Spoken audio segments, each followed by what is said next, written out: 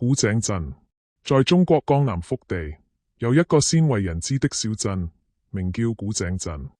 鎮子不大，卻因一口深不見底的古井而得名。傳說這口井通往黃泉，每逢7月，井中會傳出詭異的哭聲。鎮上的老人都說，這口井自古便是禁地，千萬不可在夜裏靠近。可偏偏總有人不信邪。一、桂香。林澤是一名年輕記者，因追查靈異新聞而名聲大噪。這年夏天，他收到一封沒有署名的信，信上只寫着一句話：嚟古井鎮，你會找到真正的故事。林澤懷着好奇心，踏上了前往古井鎮的旅程。到達時，已是黃昏，鎮子安靜異常，幾乎看不到年輕人。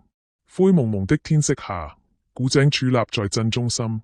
周圍豎着斑駁的木牌，上面刻着密密麻麻的名字。鎮民們見到林澤，不約而同地勸阻年輕人，夜裏千萬別靠近古井。二、井聲。林澤住進一家老客棧，半夜時分，他忽然被低低的哭聲驚醒。那聲音從遠處傳來，淒厲而綿長，仿佛有無數亡魂在哀號。他循聲而去，發現哭聲正是從古井中傳出。月光下，井口飄起淡淡白霧，像無數雙手在向外伸展。他俯身探望，只見井壁濕漉漉，似乎有影子在攀爬。更可怕的是，井水裏映出一個模糊的身影，長得和他一模一樣，卻咧嘴冷笑。林澤猛地後退，心臟狂跳。三、古籍。第二天，他找到鎮上年紀最大的老人詢問古井的來歷。老人嘆息着，帶他去祠堂。祠堂裏供奉着一本厚重的古籍，名為《井雲錄》。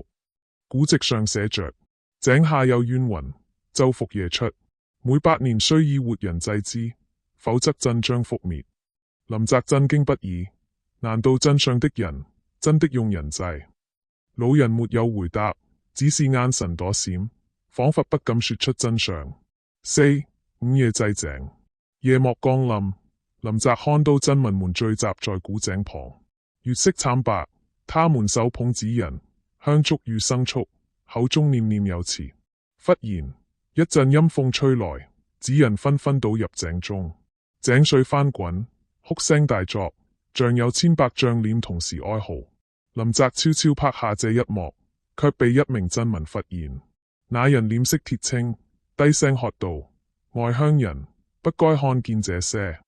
鎮民們的目光齋擦擦投向他，眼神空洞，嘴角微微上揚。那一刻，林澤才意識到，他們早已不是正常人。五、井中世界。他拼命逃跑，卻發現鎮子如同一個無盡的迷宮，不論怎麼轉，最後總會回到古井前。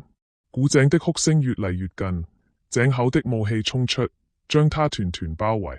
林澤眼前一黑，整個人被猛地拉進井中。他睜開眼時，發現自己身處一個灰色的世界。這裡的街道與古井鎮一模一樣，但所有人臉色慘白，動作僵硬，眼神空洞。他看見無數鎮民在低聲哭泣，聲音正是井中傳出的哭聲。更可怕的是，他看見自己也站在人群中，雙眼磨神，臉上帶着詭異的微笑。六、真相。原來，所謂的古井鎮，早在8年前就已經被詛咒。鎮民們的肉體留在世間，靈魂卻被井中困住，晝夜發出哭聲。每一個闖入此地的外鄉人，都會成為新的祭品，靈魂墜入井底，肉體被影子取代。林澤拼命掙扎，卻發現身體越嚟越僵硬，手指裂開，露出灰白的紙張紋路。他終於明白，自己正化作新的紙人，成為古井的囚徒。在最後一刻，他看見無數雙手從井底伸出，將他徹底拖入黑暗。七、不歸鎮。天亮時，古井鎮恢復平靜。外人路過時，看到的是一個普通的小鎮。古井旁立着木牌，上面又多了一個新名字：林澤。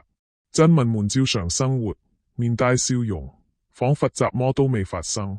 只有在夜晚，古井裏依舊傳來陣陣哭聲，凄厲而綿長。